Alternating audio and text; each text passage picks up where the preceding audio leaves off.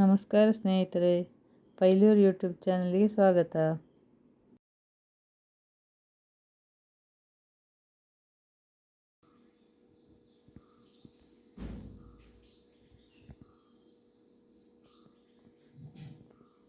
ಅದೇ ಚಿಪ್ಸ್ ಮಾಡಿದ ಬಾಳೆಗೊನೆಯಿಂದ 3 ಬಾಳೆಕಾಯಿ ತಗೊಂಡಿದ್ದೇನೆ. ಇದರಿಂದ ಇವತ್ತು ದೋಸೆ ಮಾಡೋದು ಹೇಗೆ ಅಂತ ನೋಡುವ. ಸಿಪ್ಪೆಲ್ಲ ತಗೊಂಡಿದ್ದೇನೆ, ಪೀಲರಲ್ಲಿ ತೆಗೆದ ಸಿಪ್ಪೆ. ಇನ್ನೀಗ ಇದನ್ನು ತುರಿಮಣೆಯಲ್ಲಿ ತುರಿದುಕೊಳ್ಳುವ.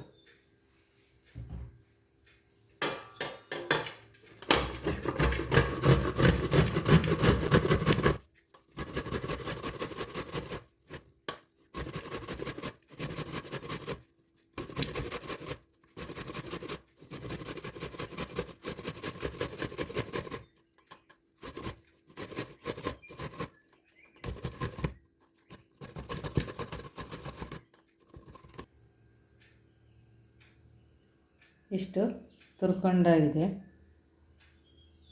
ಇನ್ನು ಇದಕ್ಕೆ ಕರಿಬೇವಿನ ಸೊಪ್ಪು ತಗೊಂಡಿದ್ದೇನೆ, 3 ನೀರುಳ್ಳಿ ಕೂಡ ತಗೊಂಡಿದ್ದೇನೆ. ಇದನ್ನು ಸಣ್ಣಕ್ಕೆ ಕಟ್ ಮಾಡಿಕೊಳ್ತೇನೆ.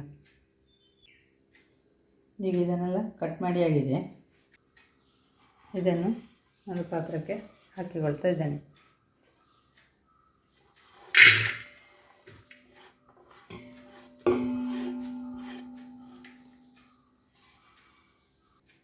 ಒಂದು ಕಪ್ ಆಗುವಷ್ಟು, ಸ್ವಲ್ಪ ಕಡಿಮೆ ಅಷ್ಟೇ, ಕಾಯಿ ತುರಿ ತಗೊಂಡಿದ್ದೇನೆ.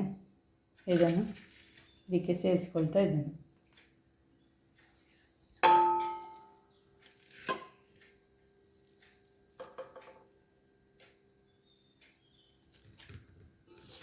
ಈ ತುರಿದಿಟ್ಟುಕೊಂಡಂಥ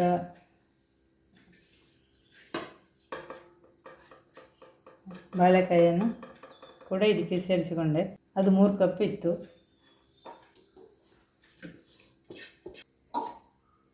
ಇದೇ ಲೋಟದಲ್ಲಿ ನಾನು 3.5 ಲೋಟ ಅಕ್ಕಿ ತಗೊಂಡಿದ್ದೇನೆ. ಅದು 5 ಗಂಟೆಗಳ ಕಾಲ ನೆನೆದು ಈಗ ತೊಳೆದಿಟ್ಟುಕೊಂಡಿದ್ದೇನೆ. 2 ಟೀ ಸ್ಪೂನು ಜೀರಿಗೆ ತಗೊಂಡಿದ್ದೇನೆ, 1.5 ಟೀ ಸ್ಪೂನು ಕೊತ್ತಂಬರಿ, ರುಚಿಗೆ ತಕ್ಕಷ್ಟು ಉಪ್ಪು, ಸಣ್ಣ ಪೀಸು ಹುಣಸೆ ಹುಳಿ, 3 ಕುಮಟೆ ಮೆಣಸು ಅಂದರೆ ಬ್ಯಾಡಗಿ ಮೆಣಸು, ಇಷ್ಟು ತಗೊಂಡಿದ್ದೇನೆ. ಇದೆಲ್ಲವನ್ನೀಗ ಮಿಕ್ಸಿ ಜಾರಿಗೆ ಹಾಕಿಕೊಳ್ತಾ ಇದ್ದೇನೆ.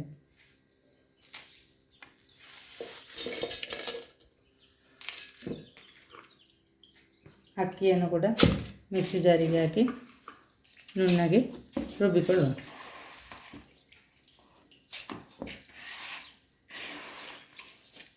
ಒಂದೇ ಬಾರಿಗೆ ಆಗುವುದಿಲ್ಲ, ನಾನು 2 ಶಿಫ್ಟಲ್ಲಿ ರುಬ್ಬಿಕೊಳ್ತಾ ಇದ್ದೇನೆ.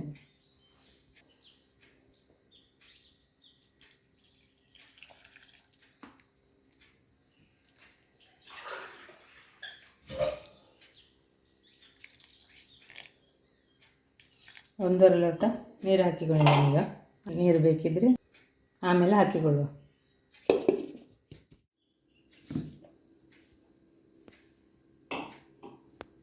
ಇದೀಗ ನುಣ್ಣಗೆ ರುಬ್ಬಿಯಾಗಿದೆ. ಇದನ್ನು ತುರಿದಿಟ್ಟುಕೊಂಡಂಥ ಈ ಪಾತ್ರಕ್ಕೆ ಹಾಕಿಕೊಳ್ತಾ ಇದ್ದೇನೆ.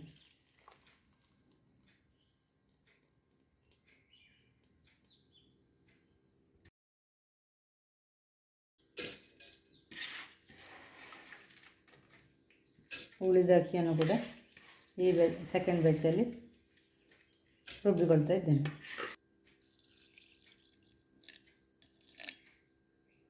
ಮುಕ್ಕಾಲು ಲೋಟ ನೀರು ಹಾಕಿಕೊಂಡಿದ್ದೇನೆ. ಈಗಲೂ ಕೂಡ ರುಬ್ಬುವಾಗ ಇದು ಕೂಡ ನುಣ್ಣಗೆ ರುಬ್ಬಿಯಾಗಿದೆ. ಇದನ್ನು ಕೂಡ ಇದಕ್ಕೆ ಸೇರಿಸಿಕೊಳ್ತಾ ಇದ್ದೇನೆ.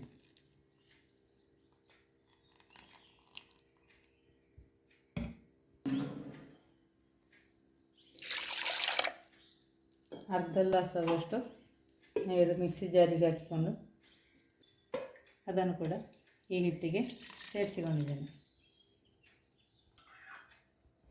ಇದನ್ನೀಗ ಚೆನ್ನಾಗಿ ಮಿಕ್ಸ್ ಮಾಡಿಕೊಳ್ಳುವ.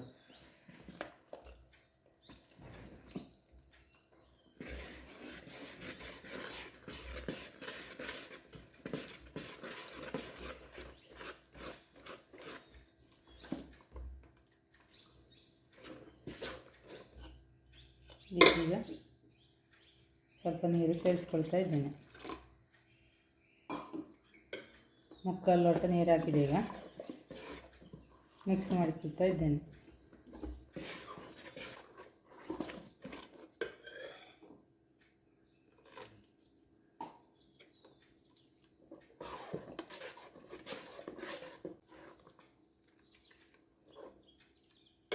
ಈಗ ಚೆನ್ನಾಗಿ ಮಿಕ್ಸ್ ಮಾಡಿಕೊಂಡಾಗಿದೆ. ಒಂದು 10 ನಿಮಿಷ ಬಿಟ್ಟು ನೀರು ಬೇಕಿದ್ದರೆ ಮತ್ತೆ ನೋಡಿಕೊಳ್ಳುವ.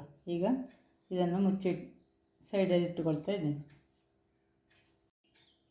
ಇದೀಗ 10 ನಿಮಿಷ ಬಿಟ್ಟು ಆಮೇಲೆ ನೀರೆಲ್ಲ ಬೇಕು ಅಂತಾದರೆ ಮತ್ತೆ ನೋಡಿ ದೋಸೆ ಎರೆಯುವ.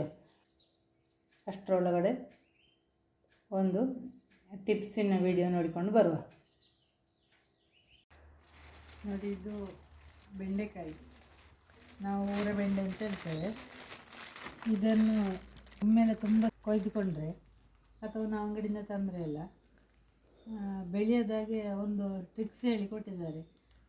ಯಾರು ಅಂತ ಹೇಳಿದರೆ ಲೋಕೇಶ್ ಪಲ್ಲೆಗುಂಡಿ ಅಂತ ಹೇಳ್ಬೋದು. ಅವರು ತರಕಾರಿ ಕೃಷಿ ಎಲ್ಲ ಮಾಡ್ತಾರೆ. ಅವರೆಂತ ಹೇಳಿದರೆ, ಹೀಗೆ ಈ ಫ್ರೆಶ್ ಆಗಿ ಕೊಯ್ದದ್ದು ಅಥವಾ ಅಂಗಡಿಯಿಂದ ತಂದದ್ದಾದನ್ನು ಫ್ರಿಜ್ಜಲ್ಲಿ ಇಡಬಾರ್ದಂತೆ ಬೆಳೀಲಿಕ್ಕೆ. ಅವರು ಹೇಳಿದ್ದು ಹೀಗೆ ಬಿಸಿಲಿಗೆ ಇಡಬೇಕಂತ. ಇನ್ನೂ ಜಾಸ್ತಿ ಬೆಳೆದು ಪದಾರ್ಥಕ್ಕೆ ಕಷ್ಟ ಆಗ್ತದಲ್ಲ, ಒಳ್ಳೆಯದಾಗೋದಿಲ್ಲ. ಇಲ್ಲೆಲ್ಲ ಸ್ಮೂತ್ ಇದ್ದಷ್ಟು ಬೆಂಡೆಕಾಯಿ ಒಳ್ಳೆಯದಾಗೋದು. ಅದಕ್ಕೆ ಅದು ಇನ್ನೂ ಜಾಸ್ತಿ ಬೆಳೆಯದ ಹಾಗೆ ಎಂತ ಮಾಡೋದು ಅಂತ ಹೇಳಿದರೆ, ಹೀಗೆ ಅದನ್ನು ಬಿಸಿಲಿಗೆ ಇಡಬೇಕಂತೆ. ನಮಗೆ ಆಶ್ಚರ್ಯ ಆಗಿತ್ತು, ತರಕಾರಿಯನ್ನು ಯಾರು ಬಿಸಿಲಿಗೆ ಇಡ್ತಾರ ಅಂತೇಳಿ. ಅವರು ಹೇಳಿದ್ದು ಹೀಗೆ ಇಟ್ಟರೆ 2-3 ದಿವಸಕ್ಕಾದರೂ ಕೂಡ ಬೆಳೆಯೋದಿಲ್ಲ. ಫ್ರಿಜ್ಜಲ್ಲಿ ಇಟ್ಟರೆ ಜಾಸ್ತಿ ಬೆಳೆದುಕೊಂಡು ಹೋಗ್ತದಂತೆ. ಹಾಗಾಗಿ ಇದನ್ನೀಗ ಅರ್ಧ ಗಂಟೆ ಅಷ್ಟು ಹೊತ್ತು ಬಿಸಿಲಿಗೆ ಇಡಬೇಕಂತ. ಇದನ್ನು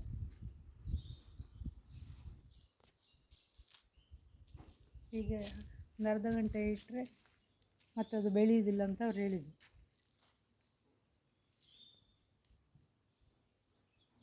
ಇಲ್ಲದ್ರೆ ಬೆಳೆದು ಗಟ್ಟಿ ಆಗ್ತದೆ, ಪದಾರ್ಥ ಮಾಡಲಿಕ್ಕೆ ಒಳ್ಳೆಯದಾಗೋದಿಲ್ಲ. ಅದಕ್ಕೆ ಈಗ ಇದೀಗ ಸ್ಮೂತ್ ಉಂಟು ನೋಡಿ, ಫ್ರೆಶ್.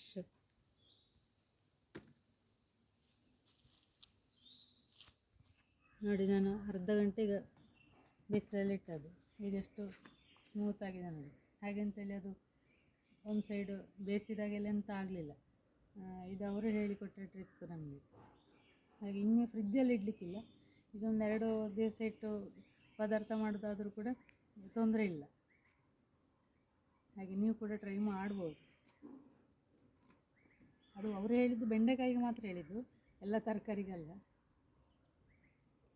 ಬೆಂಡೆಕಾಯಿ ಫ್ರಿಜ್ಜಲ್ಲಿ ಇಟ್ಟರೆ ಮತ್ತೆ ಕೂಡ ಅದು ಬೆಳೆಯೋದು ಜಾಸ್ತಿ ಅಂತ ಹೇಳಿದರು ಅವರು. ಹಾಗೆ ನಿಮಗೂ ಟ್ರೈ ಮಾಡ್ಬೋದು. ಈಗ 10 ನಿಮಿಷ ಆಗಿದೆ.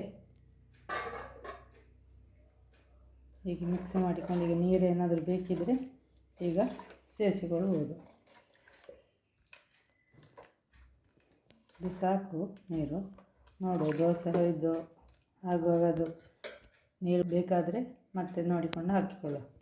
ಒಂದು ದೋಸೆ ಹೊಯ್ದು ನೋಡುವ. ಈಗ ಸ್ವಲ್ಪ ಎಣ್ಣೆ ಹಾಕಿ ಪಸೆ ಮಾಡಿಕೊಳ್ಳುವ ಕಾಲಿಗೆ.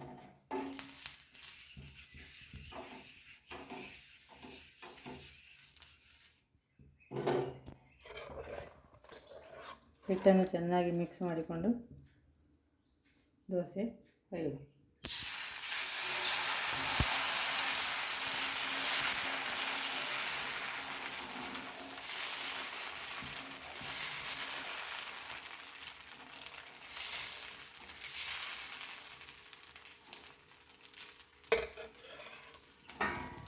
ಮುಚ್ಚಿ ಬೇಯಿಸಿಕೊಳ್ಳುವ. ಉರಿ ಈಗ ಸಣ್ಣದು ಮಾಡಿಕೊಳ್ಳುವ. ಈಗ ಮುಚ್ಚಳ ತೆಗಿತಾ ಇದ್ದೇನೆ.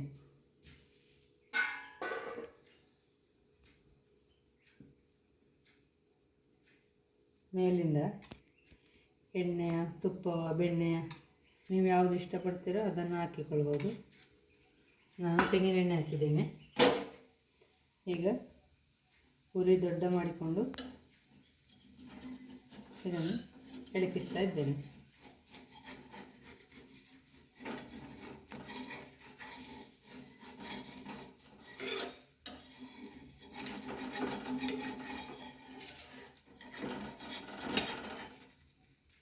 ಇದನ್ನು ನಾನು ಲೇಟ್ ಆಗೋದಕ್ಕೆ ಬೇಕಾಗಿ ಇನ್ನೊಂದು ಕವಲು ಇಟ್ಟುಕೊಂಡಿದ್ದೇನೆ.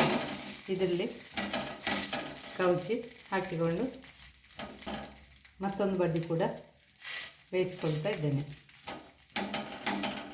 ಅದು ನೀರುಳ್ಳಿ ಬಾಳೆಕಾಯಿ ಎಲ್ಲ ಹಾಕಿದ್ದಲ್ಲ, ಅದು ಈ ಸೈಡು ಕೂಡ ಬೆಂದರೆ ರುಚಿಯಾಗ್ತದೆ. ಹಾಗೆ ಇದಕ್ಕೆ ಹಾಕಿಕೊಂಡಿದ್ದೇನೆ. ಪುನಃ ಎರಡನೇ ಬಾರಿ ಕೂಡ ದೋಸೆ ಹೊಯ್ಕೊಳ್ತಾ ಇದ್ದೇನೆ. ಎಣ್ಣೆ ಹಾಕಿದ್ದೇನೆ. ಈ ರೀತಿ ಮಿಕ್ಸ್ ಮಾಡಿ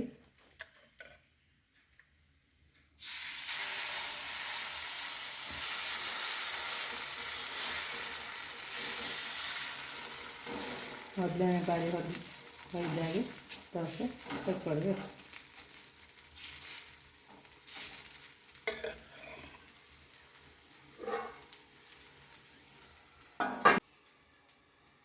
ಪುರಿ ಸಣ್ಣದು ಮಾಡಿಕೊಂಡು ಮುಚ್ಚಿ ಬೇಯಿಸ್ಕೊಳ್ಬೇಕು.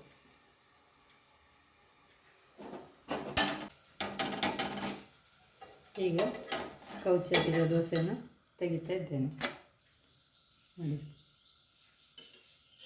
ರುಚಿಕರವಾದ ಬಾಳೆಕಾಯಿ ಮಸಾಲೆ ಹಾಕಿದ ತುರಿದ ದೋಸೆ, ಬಾಳೆಕಾಯಿಯನ್ನು ತುರಿದು ಮಾಡಿದ ದೋಸೆ ರೆಡಿ.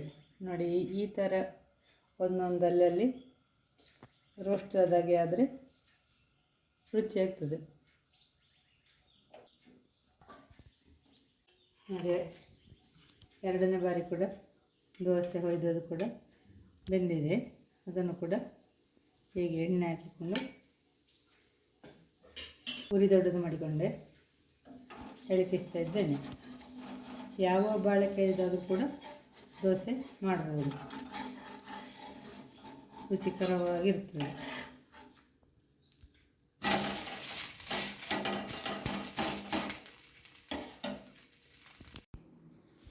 ವಿಡಿಯೋ ನೋಡಿದ್ದಕ್ಕಾಗಿ ಧನ್ಯವಾದಗಳು.